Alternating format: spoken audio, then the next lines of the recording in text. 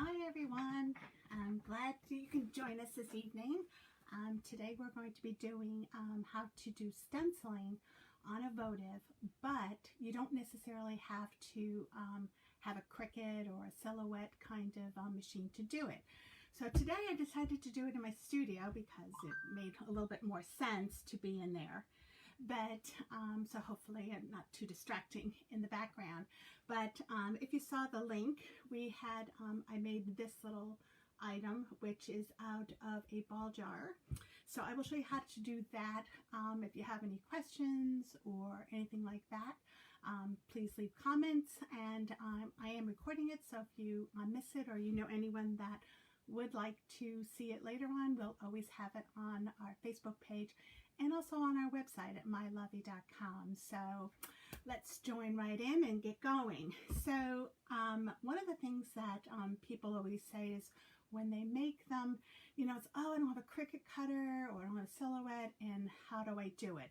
So I'm going to show you all the steps, and the only deviation I'll do is showing you how to make an easy stencil without having to have a machine. If you can probably see it on my background, the little green thing in the background, that's my Cricut. So, and a lot of the stencils I do sell on my website. So if you really like a design, you're more than welcome to purchase it, and they're already weeded out for you, so they're ready to go, and you can just put it on, and I give you full instructions how to do that. So let's get started. So this one was done on a ball jar. The big thing you want to do whenever you pick an item that you want to actually do the stencil on, you want to make sure at least at some portion of it, it's smooth. So you know how the typical ball jars you might buy for canning or something like that has a lot of that very nice decorative on, you know, a lot of the sides. So that wouldn't work as well because your stencil that you want to do that won't be, that will be clear, won't really stick really well, and it does kind of have a unique look to it, but not necessarily in a good unique look to it. But you're more than welcome to try. You know, it's you know, everyone's personal taste works well that way. So first, just to show you what they are. So to make it really easier, you can use any glass. This is one of those, I guess you would call like a candle votive kind of thing. It has a solid back. It's all glass. I haven't tried if it works on plastic, but glass works really, really nice. So all the instructions I'm giving you tonight are for if you're working on glass. So the first thing you want to do is on anything is you want to clean it. And you're saying, well, how do I clean it? It's very easy. I use alcohol. So you want to clean the whole thing. You don't have to clean the inside because you're not painting on the inside, you're painting on the outside. So what you want to do is you'll just want to spray the whole thing, wipe it down. Try to not get your fingerprints on it after you've cleaned it, and then you just want to let it dry. So that would be the first step. And the reason you want to do that, sometimes even if you ran it through the dishwasher, there might be some dust, and you want the paint and the stencil to stick really, really well. So that is the first step. Usually alcohol dries, like, you know, by the time you've put your paper towel or whatever in the trash, it's pretty much dry. So you're pretty safe that way. So then after you do that, you want to pick your design. Now, a lot of times you say, well, what do I want to, you know, how big or how little? Depending, like this one right here, which is a maple leaf on there. I don't know if you can see it as easy. It is this design. And this was done on my Cricut. So, you know, but you can do it in any way you want. The size, so what I try to do is measure it. And what you want to do is measure the bulk of it, because one of the ways you can do it, if you're using a regular or wide mouth ball jar, you want to make sure that you can get your hand in there. If you are using something that you're going to have a non-flame candle. If you're having a regular flame candle, then it's not as important because you can just stick a match in or one of your lighters to actually have that being lit. But let's just assume that you are going to use a regular candle in there. And what you want to do is, a lot of times when it's a candle, you want to have a little bit of weight to it. So you can either use like playground sand, you can have bird seed, you can have any kind of decorative filler. I wouldn't get something too big and bulky, like rocks or something like that, because you know, you want it to fit in there nice, and you're not going to have a whole lot of it show. It's more to add weight to it. And these work really, really well if you're having it in your home. And you just want to make sure you don't have to worry about it tipping or anything, because anything that happens, there's enough of a space so you don't have to worry too much of it being a fire hazard. But I wouldn't, you know, leave your home with it going like any kind of candle. So once you have that all done, you're going to add the stencil. Now, if you don't want to do a Cricut, you know, or if you don't have one, or you can't easily get one of the things you can do is, pretty much during this time of year, most everybody has a bazillion cookie cutters. So I gave a couple of samples here. I have, you know, to be in the theme. This is more like an oak leaf. This is a pumpkin. Here's a little bit more of a maple leaf. I'm trying to get it so my fingers aren't in the way and you can see it a little bit better, kind of thing. And, you know, if you get to the different seasons, you know, this one's a Christmas tree kind of thing. The thing is, if you're not using a cutting machine, you don't want to have too much detail in there. Otherwise, you'll be cutting like really intricate kind of things. But the real easy thing is, if you wanted to do one of these, you don't even have to buy special kind of stencil thing, because you want it with an adhesive. And a lot of times what I'll use is, you can go into Walmart or any of the big box stores, and you can use that Duck brand contact paper that you would line shelves with. It doesn't matter if it's clear, has a print, because all you're going to do is cut it out, and it's going to be your protection from the paint. So all you have to do is, you know, trace your design right on there. I use a pencil. One thing you want to remember, if you have some kind of design that definitely has a left or right to it, you want to, if you do it on the shiny side or the design side, if you're just using regular old contact paper, when you add it, it could be in reverse. So when you apply it, so just be mindful of it. But most cookie cutters or kind of things are pretty much even, you know, so it doesn't really matter left or right. So what I do is it's just a regular old contact paper. I trace the design, I, you know, lay it on there and just trace it out. Then I'll just cut it out with my good old handy scissors. And they'll be, you know, just regular. So that's what I'm saying, if you're having something really, really intricate, it will be a little, you know, time consuming. Not that it's difficult, but it's just a little bit more time consuming. So what it looks like now is, here is the design. I cut it out. It's a nice little, you know, the little oak leaf, and I can then put it on there. Now what you want to do is, usually this contact paper is really easy to separate, and you'll have the, like the little plasticky kind of thing. So it's kind of tacky, and all you're going to do is just peel it off. I usually don't do it up in the air like this, but you probably can't see it as much, but it's just the design, because now it doesn't have the paper on it. And what you want to do is, trying not to get fingerprints on your glass item, you just want to stick it on there, and you'll just stick it on to where you want it to be, you know. So this is a little bit longer for it, because I use a different jar, but you just really, really want to press in there. You can use a credit card. I have little squeegee things, but you just want to make sure it really, really sticks on there well. Just, you know, but really just a simple credit card or some kind of hard plastic would do really, really well.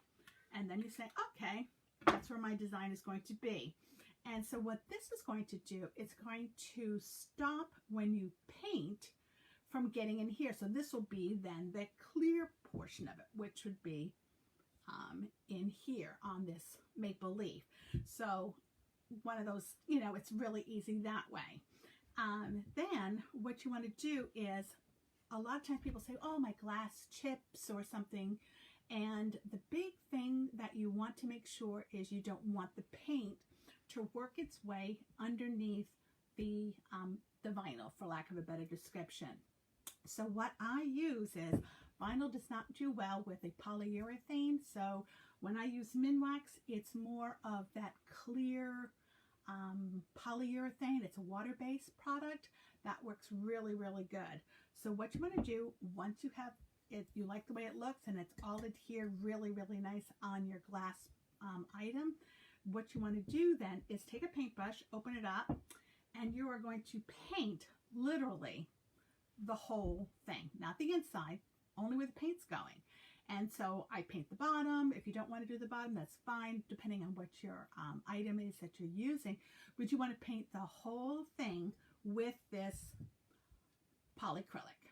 And what that does, it gives the paint something firm to adhere itself to, and will also protect the stencil from getting paint underneath it, so you'll have nice crisp lines. And that's how I got the nice crisp lines on this one right here. I'll get in there so you can see. Is I put the polyacrylic on the whole thing and made sure I really got it good, because it's going to dry clear. So even if that seeped underneath the stencil, it doesn't matter because it's going to be clear anyway. So once you get that, usually those polyacrylics take maybe 10-15 minutes to dry. If you really are in a rush or impatient, sometimes like myself, I will take a hair dryer and just kind of get it, so at least it doesn't have to be 100% dry, but you want it to be not tacky. And then what I use is spray paint. Now, a lot of people will say you might like the look of a little bit more streaked, and then you can use your typical acrylic paint that you could buy at any of the hobby stores.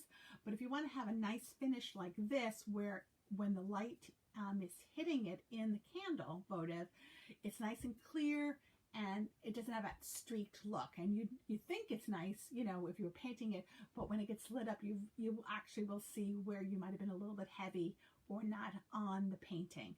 So I really recommend using a spray paint. And the ideal one to use, it doesn't matter this brand, I happen to have Krylon, but it doesn't really matter what the brand is. What you want to do is pick a matte finish. So because you're going to put another sealer on top of it, so if you had a semi-gloss or a gloss, it just gets wicked, wicked shiny. It's probably not the look you want. But if it is, nothing's wrong with using a satin. But I wouldn't go into a high gloss or a glossy paint for the spray paint. So what you want, I'm not going to do it in here because, you know, we're inside, but what you want to do is you'll probably get around to doing 3 coats, but what you want to do, it really is probably a minute or 2 for each coat. You want to do light coats. You want to make sure when you're spraying it, so usually what I'll do is I'll have like, you always have gobs of those plastic bags that you get from the grocery store and the big box stores. I'll put it on my hand, stick it in there, and then I'll just spray paint, you know, so therefore it protects your clothes and your hands are not going to get full of whatever color you're painting. So I just do really, really, really light coats. Put that out, I do it outside or someplace that's really ventilated, depending on how your home situation is set up. And then, you know, wait till it's just like not even a tacky dry, but just, it doesn't take long because it's really light coats. If you were doing a bunch of them, by the time you got, I was doing 3 at the time. By the time I got to the end of the third, the first one was dry enough that I could start the second coat. So it really isn't a long period of time for you. So after you get 3 coats done, what you then want to do is let it really dry. I usually wait like a couple of hours or something like that to really make sure that last coat really is dry.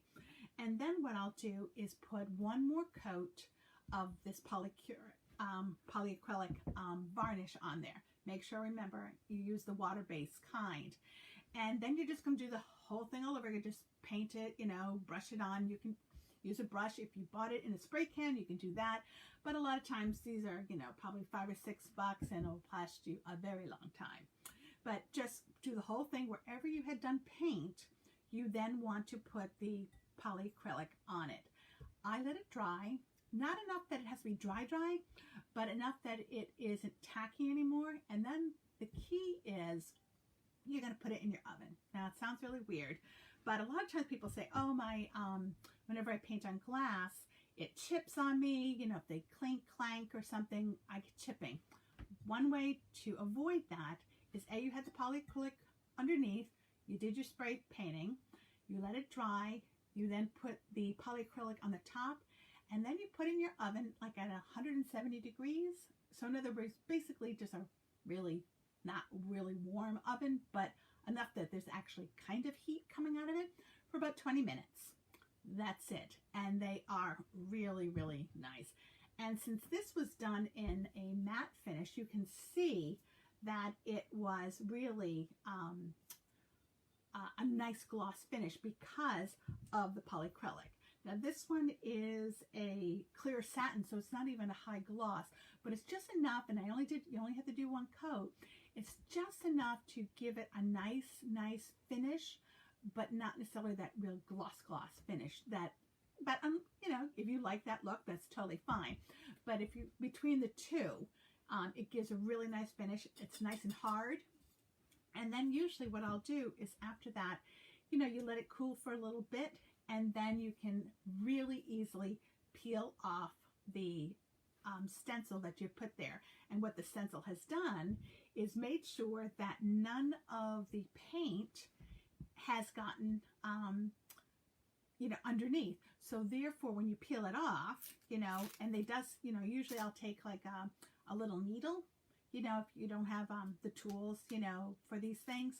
A simple needle is very, very easy to use, because what I did, even for mine, is just like it's almost like a pointer with a little needle point on it, and that's all I use. So it's just really easy to get at it, you know, without really damaging any paint or any kind of design that you might be doing. And then once you get it going, because it's already dry, it's not going to peel up like a lot of times you'll run into with paint. And then it will just easily come off. And then, you know, what I've done afterwards is you can decorate.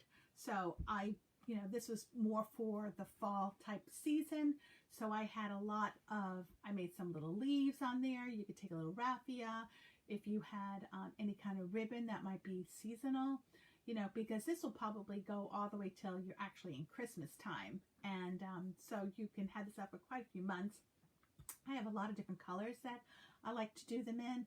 I have some greens, I have some nice burgundies. We have this, so a trio is nice of those three colors. It would make a really nice presentation for you in your home. It makes a wonderful gift idea. And most of the items, you know, you'll have a ball jar. Even if you didn't have a ball jar and that was smooth, you usually can find them for like $1 or so in any of the craft stores. You can also, this is not a jar, but it makes a really nice candle holder. So any kind of glass items, definitely can find this in any kind of floral shop, or even any of the craft stores. You can find that Walmart, Target, any of those kind of stores. You can definitely find them, and it makes it a lot easier so that when you fill it, you know, so now this one, because it's a little bit narrower, I would use probably a battery, a regular candle to do it, because then you wouldn't be trying to fish something out in there. But, and they're really nice, you know, to light up, and you can put them really easily in there. And if you see right here, you can have, if you had a couple of inches, like maybe to write out on the curve over there of some kind of filler, you know, if this was in your home, I might want to have one of those rose hips that are dried. That would look really, really pretty in there. And then you can easily just set the candle in there, and, you know, much easier to turn it on and off. And, you know, all these things you can find in any of the craft stores. But the key is, a lot of people say, oh, I'd love to do it, but I don't have a Cricut and I don't want to spend the $300 or $400 to get set up, and I only want to do a couple of them. Big thing is, everyone has cookie cutters, and if you don't have cookie cutters, you probably can find them in a lot of the big box stores for, you know, $1 or $2. So it's really, really simple to do. And a lot of times you might have, you know, this is just the regular old contact paper. So, you know, it's very easy just to cut them out. You just cut out the design. If it's more intricate, like I was saying, you know, you might want to do it, but I don't feel this is a really hard project for younger children, not maybe really small kids, but it's a fun project to do as a family. They can help decorate it. They can put the sand or whatever kind of filler you're going to have in there. So it'll really be a good time, you know, and a nice gift, especially if you want to give something to family, friends, teachers, or anything like that. So if you have any questions, I'd love to hear from you. But I thank you for joining us. And if you want to follow us, you can always follow us on Facebook. And I also have all our videos on our YouTube channel, and you can get everything on our website at mylovey.com. So thank you for joining us, and have a great evening now. Bye-bye.